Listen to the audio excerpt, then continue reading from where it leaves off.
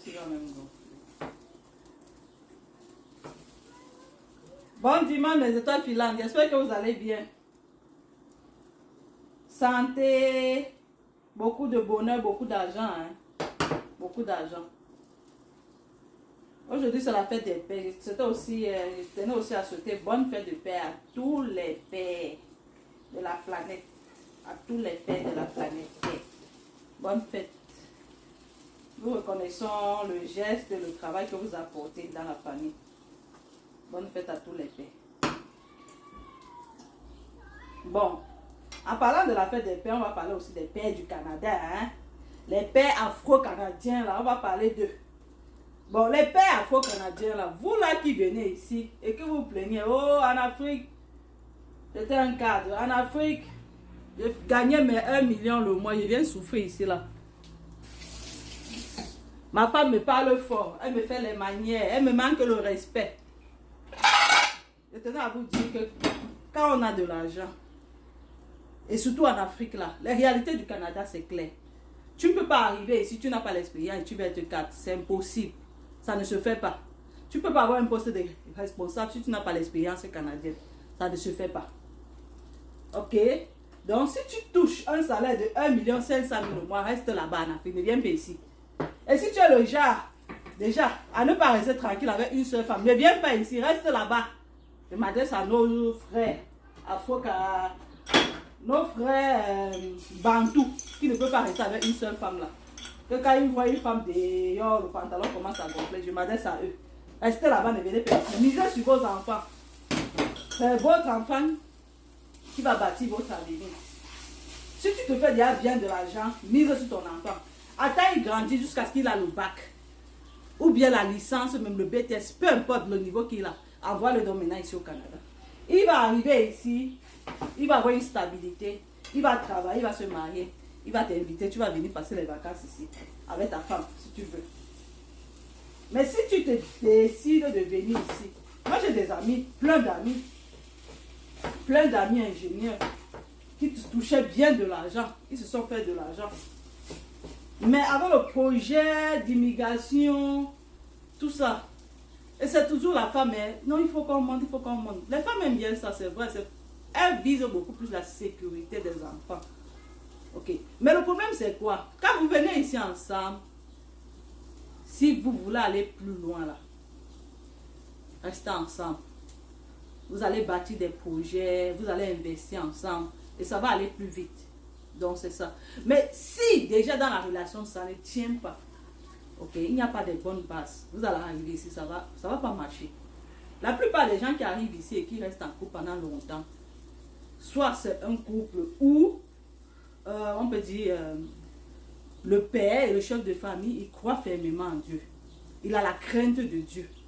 Tu vois, c'est quelqu'un qui écoute sa femme, c'est quelqu'un qui a l'écoute de sa femme. C'est dans un couple où il y a la communication. Tu vois, il y a des comptes conjoints. Il n'y a pas quelqu'un qui tape derrière le dos de l'autre. C'est ça. Moi, je connais plein de gars, plein de mes collègues qui arrivent ici, même pas un mois. Directement, les problèmes sur problèmes. Problème sur problème, problème sur problème. La femme commence à demander... la femme fait une demande. Elle fait recours soit à un avocat, soit à un huissier. Elle dit qu'elle veut se séparer. Motif, c'est quoi? Depuis le Cameroun, depuis l'Afrique, depuis la Côte d'Ivoire, depuis le Burundi, elle ne se sentait pas déjà en sécurité.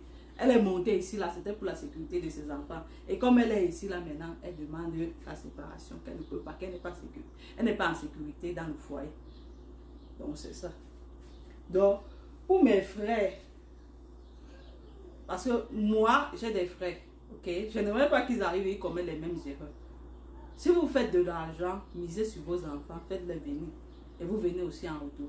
Mais si vous entêtez à vouloir venir, parce que des fois d'autres disent que oh, je suis fatigué de la vie de l'Afrique. Venez, mais acceptez de recommencer tout à zéro. Acceptez de recommencer tout à zéro pour travailler ici et se faire beaucoup d'argent au début. Il faut avoir de l'expérience. Et pour avoir de l'expérience, on commence par le plus petit niveau. Le plus petit salaire. Et tout ce temps-là, sois en parfaite harmonie avec ta femme. Sois en paix avec ta femme. Partagez-vous les gardes. Quand je parle des gardes ici, si tu travailles de la nuit, elle travaille du jour, elle prend soin des enfants. Si c'est toi qui travaille peut-être la nuit, si c'est toi qui travaille peut-être du jour et elle travaille la nuit, tu prends soin des enfants. Tu fais à manger aux enfants. Tu amènes les enfants à l'hôpital. C'est comme ça, ainsi de suite. Si vous ne faites pas ça, il ne peut pas avoir cette parfaite harmonie-là, cette parfaite havre de paix dans la famille. Jamais. Jamais, jamais, jamais. J'ai publié une vidéo, une photo dans les réseaux sociaux. Et j'ai constaté que les gens qui s'agitent le plus, ce sont les hommes. Je ne vais pas vous mentir. S'il y a quelqu'un qui a peur d'être seul ici, de finir seul dans le couple, c'est l'homme. La femme, non. Quand elle a fait ses enfants, elle penche beaucoup plus sur la sécurité de ses enfants. Elle penche beaucoup plus sur la sécurité de ses enfants. Donc l'homme, lui, il a peur qu'il peut se retrouver seul, qui prendra soin de lui à la fin. Donc c'est ça.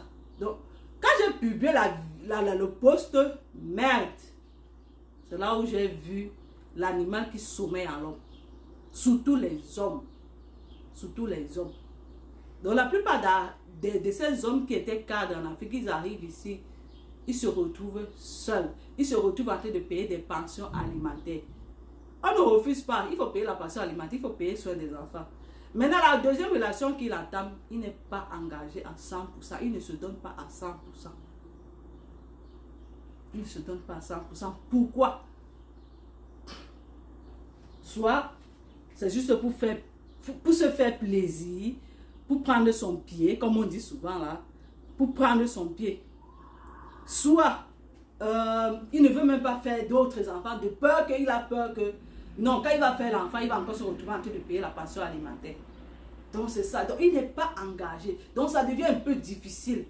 Donc mes frères, je voulais vous donner un conseil. Avant de venir avec quelqu'un ici, prenez bien le temps de connaître la famille de cette personne. Prenez bien le temps d'étudier la personne. Et n'allez pas chercher les familles trop démunies là. Parce que quand elle arrive ici, elle a un besoin, elle a une soif de vouloir s'occuper de sa famille. Elle a une soif de vouloir aller chercher 1, 2, 3 boulots. Et qui va s'en occuper des enfants. Donc elle se retourne vers toi en disant qu'il faut qu'on se partage les tâches. Donc c'est ça. Et les hommes, comme ils ont l'habitude qu'en Afrique, tout c'est la femme qui fait, ils ne veulent pas partager les tâches. Ils ne veulent pas faire le ménage. Ils ne veulent pas aider la femme dans le foyer. C'est ça qui fait ces problèmes. Ben, c'est elle qui a les allocations familiales, qu'elle s'en occupe. C'est pas ça. S'il n'y a pas communication, s'il n'y a pas entraide, s'il n'y a pas partage des tâches ménagères, ça ne peut pas marcher. Donc mes frères et sœurs, vous qui avez déjà un bon salaire, restez là-bas. Si vous avez l'intention d'épouser plusieurs femmes, restez là-bas. Misez sur vos enfants, envoyez-les ici. C'est un mot, c'est un message de conscientisation pour mes frères et aux pères de famille qui payent les pensions alimentaires ici. Bonne fête de paix à vous. Merci pour le travail que vous abattez pour la famille, pour vos enfants. Et bon début de semaine. C'était Annie Digital depuis Montréal. On se voit à la prochaine vidéo.